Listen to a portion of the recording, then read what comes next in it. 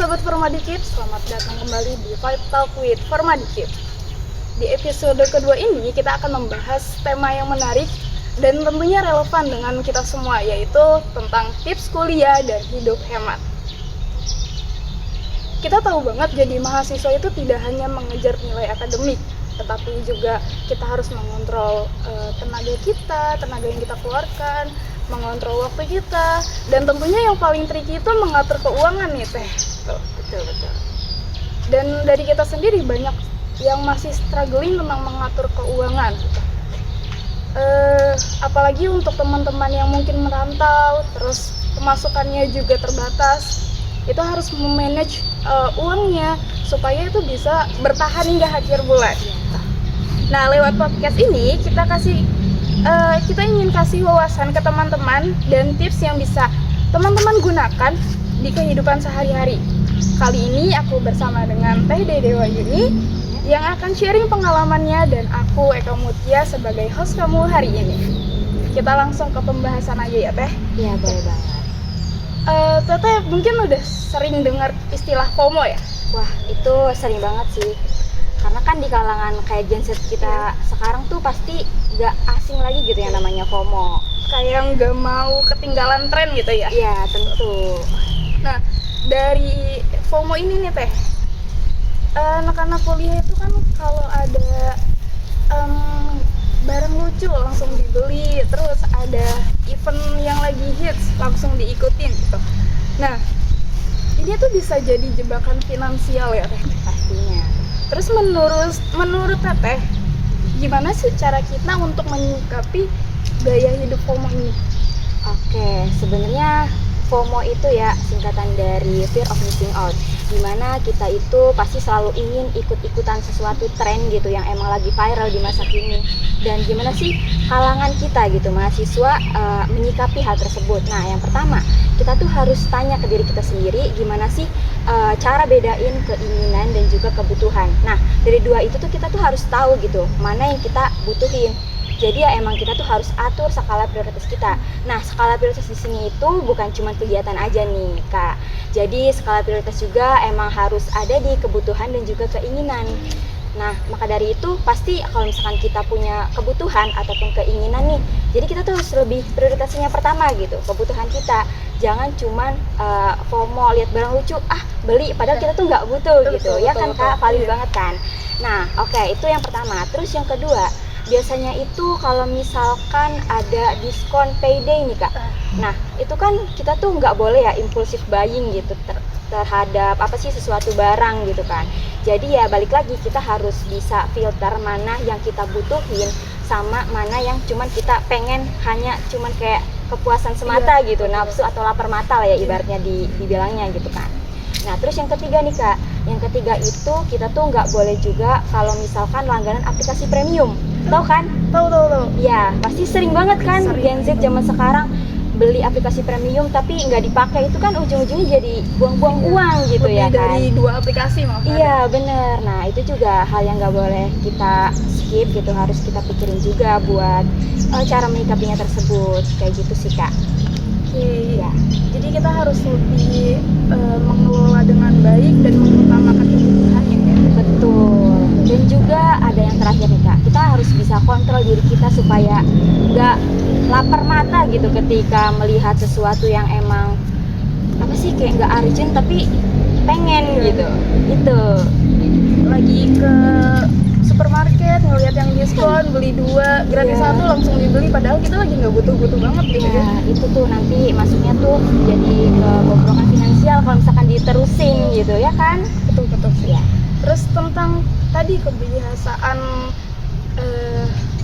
beli aplikasi premium lebih dari 2 padahal itu sangat membuang-buang ya. Betul. Menurut Teteh nih, gimana sih cara kita untuk ngatur kebutuhan, keinginan, dan juga tabungan ya Teh? Ada tambahannya. Oke. Kalau tadi kan kita hanya bahas tentang kebutuhan dan keinginan nih. Betul. Sekarang ada tabungan. Oke, kalau aku pribadi sih, aku tuh lebih tadi mengatur skala prioritas dan biasanya kalau misalkan aku itu pakai persentase. Kayak misalkan persentase 50% itu untuk kebutuhan. Kebutuhan wajibnya tuh kayak pokok tuh makan, kuota internet karena di kos saya nggak ada wifi sih kebetulan. Terus abis itu transportasi, kalau misalkan kita lagi ada kegiatan di luar kampus itu kan membutuhkan gitu Gojek ataupun semacamnya. Nah terus di bagian 30%-nya ini aku tuh presentasiin untuk keinginan gitu. Jadi buat segala kebutuhan kayak skincare ataupun nongkrong-nongkrong, tapi nongkrong juga nggak terlalu sering sih karena itu nggak boleh lah ya, bisa bikin boros gitu kan, apalagi anak kos kayak kita gitu. Terus buat yang 10%-nya ini itu aku alokasiin ke tabungan atau dana darurat. Jadi ya emang 50, 30 sama 20%, bukan 10. Ya kayak gitu sih kalau aku pribadi. Lalu Teh, kita kan dari tadi udah ngomongin cara mengelola uang gitu. Ya, betul. Menurut Teteh nih, mahasiswa itu perlu untuk belajar mengelola finansial mereka itu dari semester awal atau ketika nanti aja nih Teh, ketika mereka sudah kerja, sudah lulus gitu. Oke, mengatur finansial ya. Dari kapan sih gitu mulainya ya? Nah, menurut aku pribadi sih emang harus dari awal, semester awal. Karena kita kan lebih baik itu belajar sesuatu tuh dari sejak dini gitu, bukan nanti pas udah semester akhir. Nah, karena kita kan ngerantau nih, misalkan hidup di perantauan itu kan emang udah lebih mandiri ya, jadi memang kita tuh harus lebih bisa mengatur dari sejak dini gitu daripada di akhir nanti. Karena ketika aku pribadi tuh pernah merasakan hal tersebut, terus aku tuh emang nanti gitu buat budgeting atau belajar finansial tersebut. Nah di situ tuh aku pas di akhir bulan tuh kayak Ada rasa penyesalan. iya, ada rasa penyesalan, kayak gencet banget ini. Aku pengeluarannya banyak tapi masukan sedikit gitu. Kayak gitu sih. Jadi emang harus sejak dini sih. Tapi ketika udah di akhir bulan nih, uangnya sudah habis gitu. Iya. Padahal kebutuhannya masih ada. Itu ada hal yang Teteh lakukan kayak mungkin kerja paruh waktu atau gimana? Oh, kalau aku pribadi itu aku tuh sebenarnya tuh evaluasi diri dulu ya. Kalau misalkan aku terus kayak aduh ini kenapa sih aku malahan boros di awal gitu kan. Nah, terus aku juga emang kebetulan ada freelance buat kayak affiliate gitu di TikTok. Jadi emang aku tuh ada uang tambahan lah, alhamdulillah dari situ. Tapi ya emang evaluasi lagi tadi, jangan sampai kebutuhan kita yang banyak di awal ini jadi habis duluan nih buat uangnya gitu di akhir, kayak gitu sih kalau aku. Jadi selain kita harus pintar-pintar manage uang, kita juga harus Betul. pintar untuk mencari uang tambahan ya. Betul. Ada solusi lainnya ternyata. Oke. Iya. Terus menurut Teteh tentang skill bertahan hidup nih, survive. Apa literasi keuangan itu bisa disebut sebagai survive skill kayak yang tadi kita bilang udah di akhir bulan nih tapi uang kita udah habis gitu, apalagi anak kos Betul. yang memang sudah dibudgetin gitu. Nah, dan kalau misalkan itu sebagai survival skill, kenapa penting untuk bertahan selama masa kuliah? Ya, itu betul banget sih. Of course, kamu bilang tadi survival skill di sini. Karena ketika kita bertahan hidup di perkuliahan itu kan emang pasti ya banyak banget kebutuhan, lagi-lagi banyak banget kebutuhan, dan kita harus pintar gitu manajemennya. Dan kalau misalkan kita nggak bisa bertahan hidup nih selama kayak uangnya dipatok segini, tapi kita tuh nggak tahu gitu cara manajemennya gimana gitu kan. Nah itu nanti bisa aja kita kehabisan uang, dan amit-amit kalau misalkan kita punya pemikiran yang luas gitu, yang bisa kayak aduh gimana ya caranya aku cari kerja tambahan gitu. Tapi kalau misalkan sebaliknya orangnya punya pikiran yang emang mungkin pengen cara instan gitu, nah biasanya itu mereka tuh bisa aja terjebak di pay letter ataupun pinjol kayak gitu. Itu kan bahaya banget gitu kan buat mahasiswa gitu, kayak gitu sih. Jadi emang disebut survival skill karena emang kayak gitulah, ngerti gak sih, kayak Tricky banget. iya gitu, bertahan hidup Apalagi kalau udah semester akhir. iya pasti banyak banget pengeluaran tuh. Tapi untuk mahasiswa semester awal nih, perlu gak punya tabungan untuk semester akhir? Jadi bukan untuk setelah kuliah aja. Perlu banget, Itu bakalan banyak banget ya kayak pengeluaran. pasti. Kayak biasanya skripsian revisi kan banyak banget kertas, print gitu kan, emang harus udah ditabung. Takutnya kan misalkan nanti ada bayaran wisuda, itu kan kita harus siapin karena dananya nggak sedikit gitu kan, bisa dibilang kayak gitu sih. Tadi Teteh bahas tentang pay letter dan pinjol. Iya betul. Nah, sekarang kita geser topiknya yang agak sensitif nih teman-teman, tentang pay letter dan pinjol yang sedang marak Untuk pay letter dan pinjol ini banyak siswa yang mulai kenal dan menggunakan di usia yang kita sebagai mahasiswa masih muda gitu. Seharusnya kita masih bisa cari jalan keluar lain selain pinjol gitu kan. Nah, sebenarnya teh apa sih dampak jangka panjang kalau kita sering menggunakan pay letter dan pinjol ini gitu? Iya, menurut aku kalau dampaknya itu emang ada dampak ke diri sendiri gitu sama ke masa depan sih ya. Masa depan itu berarti ya jangka panjang dong. Nah, kalau misalkan ke diri sendiri, kita kan mulai coba-coba nih pay letter ataupun pinjol gitu kan. Kayak nanti jadinya kecanduan gitu. Nah, kalau misalkan udah kecanduan pasti bakalan perilaku konsumtif gitu, muncul perilaku itu gitu. Nah, ketika kita udah kecanduan, lama-lama kita tuh nggak mikir gitu ke depannya, aduh gimana ya kalau misalkan emang aku ambil pay letter ini tapi aku nggak bisa bayar. Nah, kita terus mikirin ke situ karena kita kan nggak pernah tahu ya ekonomi kita tuh emang terus stabil atau emang ada anjloknya gitu kan. Nah, amit-amit kalau misalkan kita emang ekonominya lagi nggak stabil atau rendah, itu ya bisa aja nanti bertumpuk dong, nggak dibayar-bayar, bukannya selesai masalahnya tapi bunganya nambah banyak gitu. iya. Nah, kalau itu juga nanti ya bisa timbulin kita stres kan dan nggak fokus ke akademik kita. Nah, terus kalau misalkan untuk jangka panjangnya sendiri itu, kamu pernah dengar gak sih Kak, kalau misalkan rekrutmen zaman sekarang itu HRD itu selalu nyeleksi rekam jejak digital kita. Nah, itu valid banget karena ketika HRD itu menyeleksi kita, itu akan dicek terlebih dahulu nih rekam jejaknya. Nah, biasanya kalau misalkan orang yang punya riwayat pinjol ataupun pay letter yang itu biasanya nunggak-nunggak itu bisa menjadi salah satu penghambat ketika kita untuk melakukan mencari kerja gitu loh Kak. Itu sih Kak kalau Walaupun jangkanya. sudah menggunakan pay letter hanya sekali, kamu pernah dengar katanya bisa dipertanyakan banget, padahal itu hanya sekali.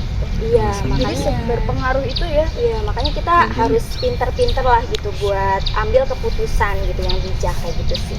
Jadi kalau bisa teman-teman tidak usah menggunakan Shopee pay letter maksud saya. Iya, nggak Nanti itu boleh. tolong dipotong ya guys. Jadi teman-teman sebaiknya kita tidak usah menggunakan pay letter atau pinjol. Kita mencari solusi lain, atau pertamanya langkah awalnya kita mungkin mengelola uang ya. Betul, kita cari aman aja lah. Cari aman. Betul. Nah, Teh, tentang tadi kita untuk tidak menggunakan pinjol atau Shopee Pay kebiasaan. Teh, untuk kita tidak menggunakan pay letter atau pinjol itu solusi lainnya kan kita bisa kerja part time gitu ya. Setuju. Nah, tapi untuk kerja part time ini akan sangat mengganggu waktu perkuliahan gitu. Nah, gimana caranya supaya kita bisa memanage dan memaksimalkan kedua hal antara freelance dan perkuliahan? Oke, kalau aku kan di sini aku juga udah berpengalaman gitu ya buat freelance. Nah, gimana sih cara aku supaya bisa manajemen waktunya lah ya gitu antara perkuliahan dan juga pekerjaan aku ini. Nah, jadi di sini tuh kita tuh harus bisa tahu dulu nih, kalau misalnya kita mau pilih freelance itu kita harus tahu waktunya. Jadi kita tuh harus lebih fokusin ke akademik dulu gitu kan. Terus habis itu kita lihat lagi nih apakah memang jadwal kita tuh bentrok antara pekerjaan kita atau jadwal kita nih bentrok nggak gitu kan. Nah, terus habis itu baru deh kita tuh harus cari yang paruh waktu lah ya, ibaratkan kayak nggak yang full time gitu loh. Karena itu kan kita juga sebagai mahasiswa ya masih punya kewajiban buat belajar. Jadi gitu yang loh. relatif gitu ya, Iya, menyesuaikan benar. dengan jadwal. Iya, kayak gitu sih. Lalu selanjutnya Teh, yang tadi Teteh bilang kalau kita tuh sebagai mahasiswa masih punya kewajiban gitu. Iya. Nah, dan mahasiswa itu kan tidak hanya untuk belajar di kelas gitu, tapi juga ada aktivitas tambahan lain, organisasi, banyak banget Iya, itu. kepanitiaan Iya. gitu ya. Gimana cara kita untuk menyeleksi kegiatan kampus supaya nggak bikin waktu dan tenaga kita terkuras? Ya, biasanya kalau misalkan mau menyeleksi itu dari kegiatannya, kalau itu sih aku sih emang harus tanya-tanya dulu nih ke kating-kating apakah kegiatan yang pengen aku ikutin itu mengeluarkan banyak biaya atau enggak gitu. Terus yang kedua, aku juga tuh biasanya tuh cari yang sesuai minat dan juga bidang aku. Jadi ketika kita ingin terjun ke suatu kegiatan, kita tuh harus punya tujuan gitu, kayak apa sih yang akan aku dapatkan ketika aku ikut organisasi ini atau ikut kegiatan ini Benefit gitu. ini. Iya betul. Jadi jangan asal ikut-ikutan FOMO tadi, jangan betul, asal FOMO doang nih ikut-ikutan kegiatan tapi kita nggak dapat apa-apa gitu, nggak dapat benefit apa-apa. Jadi ya emang dipikirin lagi kayak gitu. Dan biasanya kalau misalkan aku itu lebih tertariknya sama kegiatan yang emang nggak dipungut biaya gitu, Oh, biar oke. hemat uang sih kayak gitu sih. Jadi udah hemat waktu, tenaga, dan uang ya. Iya benar. Lalu teh, tapi dari teteh sendiri dari banyaknya kegiatan, tadi teteh freelance, Iya. perkuliahan, ikut organisasi juga teh. Oh kebetulan pernah ikut organisasi ini Formadikip. Oke, itu gimana teteh mengelola waktunya? Mungkin ada tips buat teman-teman juga gitu Ya. untuk mengelola waktu dari banyaknya kegiatan itu. Oke, buat mengelola waktunya ya pastiin lagi teman-teman kalau misalkan akademik kalian itu diduluin. Jadi kegiatan itu cuman faktor pendukung aja gitu buat kita berkembang. Jangan sampai karena kegiatan kita banyak kita melupakan akademik kita. Nah kayak gitu. Jadi kalau misalkan kita punya kegiatan yang banyak banget nih, kalian tuh harus bikin skala prioritas kegiatan kalian. Mana sih yang diutamain dulu kayak gitu sih kak. Jadi kita harus coba untuk buat skala prioritas ya. Iya betul Supaya banget. lebih tahu tujuannya gitu. Lebih terorganisir lah Betul. biasanya kayak gitu. Terakhir nih teh, mungkin ada yang bisa teteh sampaikan ke teman-teman, hal kecil yang bisa dicoba selama 1 minggu ke depan supaya lebih melek finansial, lebih terorganisir dari cara ini lebih ke finansialnya ya, untuk ngatur keuangannya teh. Mungkin ada yang bisa teteh sampaikan tips untuk teman-teman. Oke, tips dari aku buat mulai lebih dulu aja guys. Jadi jangan sampai kalian tuh nanti gitu kan mulainya. Nah, mulai hal kecilnya tuh dari apa sih? Yang pertama, kalian itu harus catat pengeluaran dan juga pemasukan. Terus abis itu, kalau misalkan udah nih, harian dulu nggak apa-apa, mingguan, terus bulanan, dan ya seterusnya. Setelah itu kalian juga harus klasifikasiin pengeluaran yang kalian butuhkan. Nah setelah kalian klasifikasi ini, kalian juga udah bisa banget mulai bikin budgeting atau anggaran yang sederhana ataupun ya kecil-kecilan dulu nggak apa-apa lah ya. Yang penting itu kita konsisten aja gitu, jangan sampai catatan pengeluaran kita tuh nggak di note sama sekali gitu. Nah itu tuh nanti ya akan berakibat tadi bisa boros gitu, bisa iya finansialnya takutnya aduh anjlok banget gitu. Kayak gitu sih, jadi emang kita harus mulai lebih dulu aja, jangan ditunda-tunda gitu sih kak. Oke.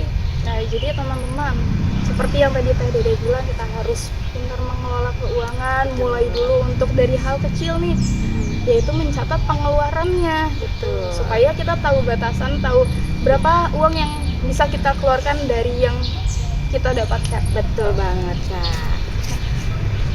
Karena kita sudah di penghujung acara, semoga teman-teman bisa menjalankan tips yang tadi Teh Dede sampaikan, dan terima kasih juga untuk Teh Dede yang sudah meluangkan waktunya dan sharing ilmu untuk kita semua. Buat kalian yang dengar sampai akhir, saya ucapkan terima kasih dan sampai ketemu di episode berikutnya. Bye bye.